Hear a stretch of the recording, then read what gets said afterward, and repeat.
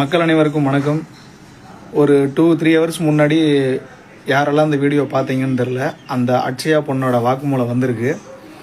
Actually நேற்று அந்த அண்ணாவோட தம்பி வந்து ஜெயிலுக்கு அவரை பார்க்க போயிட்டு வினோத்ன்ற தம்பி என்கிட்ட சொல்லிட்டு இருந்தார், ப்ரோ அந்த பொண்ணோட வீட்டு சைடு வந்திருக்காங்க, போலீஸ் ஸ்டேஷனில் ஸ்டேட்மெண்ட் கொடுத்துருக்காங்க, இவர் ராஜான்றவர் வந்து கஞ்சா அடிக்கிறவர், மது குடிக்கிறாரு, மனநலம் பாதிக்கப்பட்டவர், சைக்கோ, அவர்கிட்ட குழந்தைய விட வேணாம், எங்கள் பொண்ணை அனுப்ப மாட்டோம் அப்படின்ற மாதிரி பொய்யாலாம் கூறிட்டு இருக்காங்கன்னு சொன்னார்.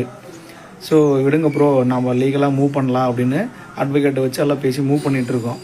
கரெக்டாக அவர் நேற்று இன்னாரே என்கிட்ட இதெல்லாம் ஷேர் பண்ணிகிட்ருக்காரு.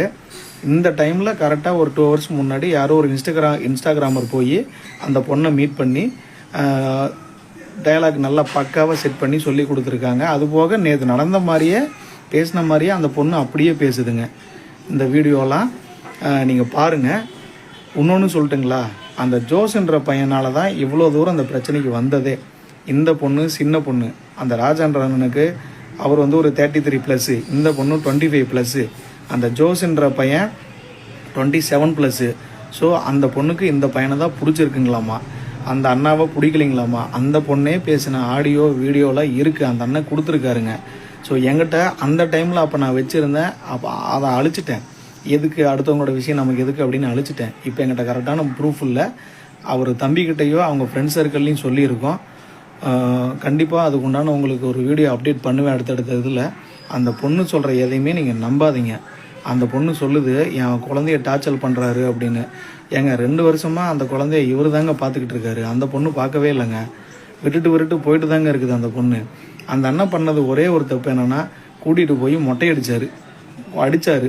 அது உண்மைதான். ஏன்னா தன்னோட பொண்டாட்டி தனக்கு துரோகம் பண்ணுறா, நம்மளை விட்டு போயிடக்கூடாது, அதனால் நம்ம இப்படிலாம் பண்ணால் நம்மளோட இருப்பா அப்படிங்கிறதுனால அவர் இப்படி பண்ணியிருக்கிறாருங்க. ஸோ அந்த ஜோஸ்ன்ற பையனால தான் இவ்வளவு பிரச்சனையும். அவனோட டீட்டெயில்ஸ் எல்லாம் கிடச்சிருக்கு. உங்களுக்கு நான் அடுத்தடுத்து ரீல்ஸில் சென்ட் பண்ணி விட்றேன். அவனோட லொக்கேஷன், கடை வச்சு கொடுத்துக்கிறாங்க. அந்த அச்சையான்ற பொண்ணு ஸ்ரீரங்கத்தில், அச்சையான்ற பொண்ணு இந்த பையனுக்கு சலூன் கடை வச்சு கொடுத்துருக்காங்க. இதெல்லாம் வந்து எதுக்குங்க பண்ணணும்? அப்புறம் இதெல்லாம் அந்த கணவருக்கு தெரிஞ்சால் அடிக்க தானே செய்வார், திட்ட தானே செய்வார். அந்த பொண்ணை பியூட்டிஷனாக்க பாடுபட்டு கஷ்டப்பட்ட வச்சது, படிக்க வச்சதே இவர் தான். ஸோ இந்த பொண்ணு எதுக்கு அவனுக்கு போய் இதெல்லாம் பண்ணணும்? நிறையா உண்மைகள் அந்த பொண்ணு மறைக்குது. அந்த பொண்ணோட ஃப்ரெண்டு ஒரு பொண்ணு திருப்பூரில் இருக்கிறாங்க, எங்கிட்ட நேற்று ஃபோனில் பேசியிருக்காங்க. அவங்களும் ஒரு சில உண்மைகள் சொல்லியிருக்காங்க. ஸோ அதெல்லாம் வந்து நான் வெளியே சொன்னேன் அப்படின்னா ரொம்ப பெரிய இஷ்யூ ஆகிட்டு இருக்கும்.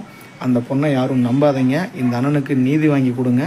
ஜெயிலிருந்து ரிலீஸ் பண்ணுறதுக்கு மக்கள் எல்லாரும் ஆதரவு கொடுங்க.